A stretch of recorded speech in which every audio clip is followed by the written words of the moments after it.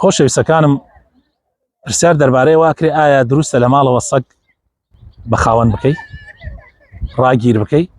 ڕاگیرکردنی سەگ لە ماڵەوە دروست نییە ئللا بۆ حرەسیات نەبێ یان بۆ لای طبعا حرەسیات شتی تری شەگرێتەوە مەسەلەن لای مەڕ بێ لای زەرعات بێ حرەسیاتی ماڵەوە بێ یعنی بە عمومی بە گشتی حرەسیات دروستە جگەل لەوە بە هیچ شێوەیەک دروست نییە سەگ لە ماڵەوە بەخێو بکەی. حەدیثێکی پێغەمبەر هەیە صلی الله عليه وسلم لەسەر ئەوەی کەوا هەر کەسێ سەگ لە ماڵەوە بەخێو بکە ڕۆژانە یەک قیرات ئەجر و پاداشی لەدەست دەرەچێ. یعنی خوای تەعالا ڕۆژانە یەک قیرات ئەجرەکانی بەبایە ئەدا، قیراتیش یعنی شاخێکە.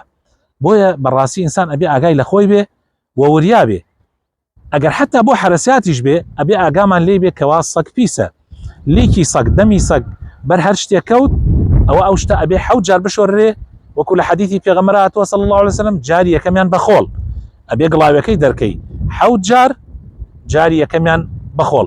بۆیە هەتا بکرێ ئینسان پێویستی نەبێ سەگ بە خاوەن نەکا و ڕاگیر نەکە لە ماڵە، چونکە بەڕاستی هەم لایەنی ئاینی زەرەرەکە و هەم لایەنی تەندروستیش زیانێکی زۆری هەیە.